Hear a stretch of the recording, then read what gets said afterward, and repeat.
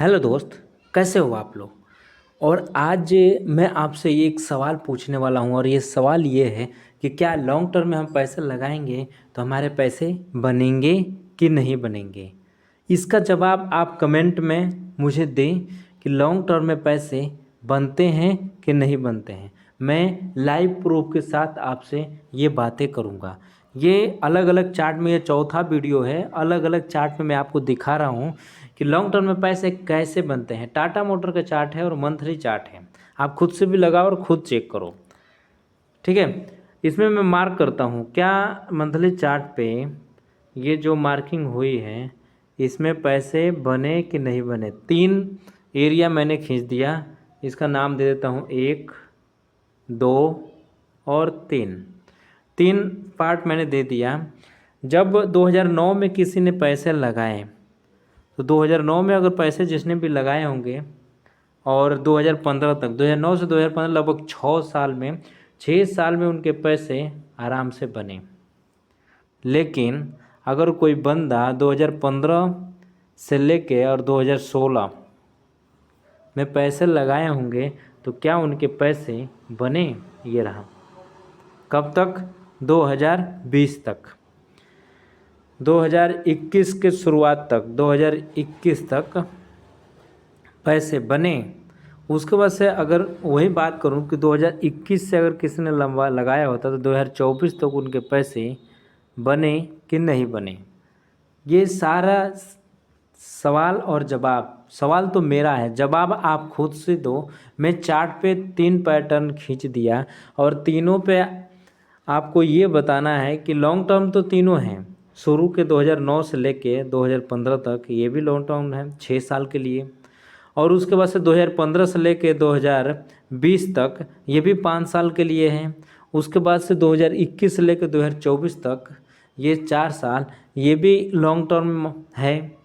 तो कुछ में पैसे बने और कुछ में नहीं बने।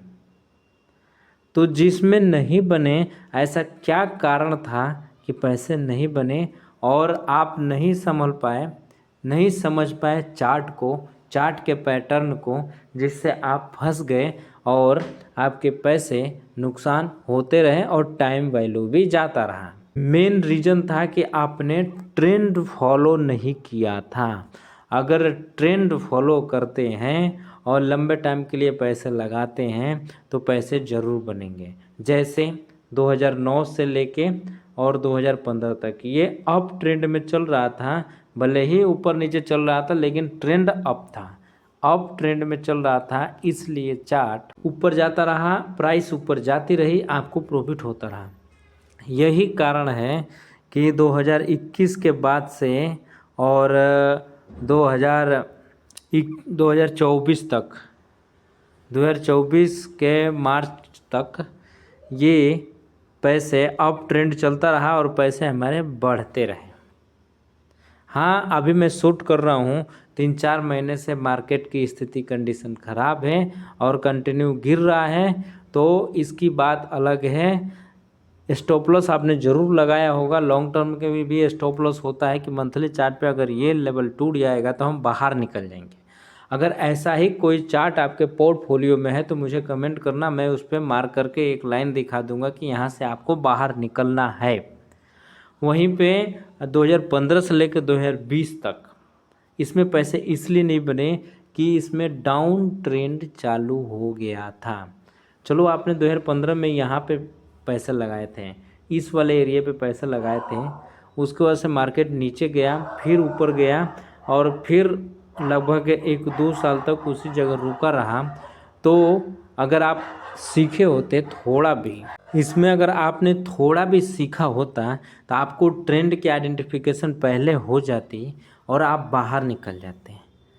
यही कारण है कि ज़्यादातर लोग फंसते हैं, यही कारण है। तो मैंने मंथली चार्ट लगाया है। मंथली चार्ट का उपयोग आप सीख लो, बार बार मैं यही बात बोल रहा हूँ।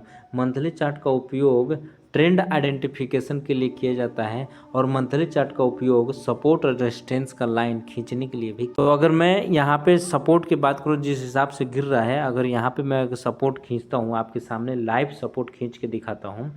अगर सपोर्ट की बात करूँ तो ये एक मेजर सपोर्ट है इसका, और अगर इस वाले एरिया तक आ जाता है तो यहाँ से एक पुल बैक की कंडीशन आएगी और यहाँ से ऊपर जाने की स्थिति है। ये लेवल अगर टूट गया तो हमें अगर पोजीशन में फंस गए हैं या हम लंबे टाइम के लिए थे और बाहर निकलना है तो इस लेवल के बाद से हम बाहर निकल जाएंगे।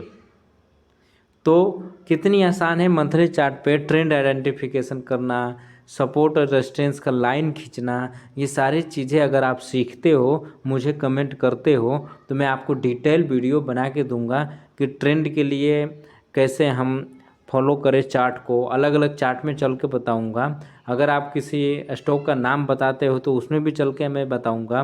लेवल भी खींच देंगे कि किस लेवल तक आएगा तो हमें बाहर निकलना है, यहाँ एक बाइंग बनेगी अच्छी खासी।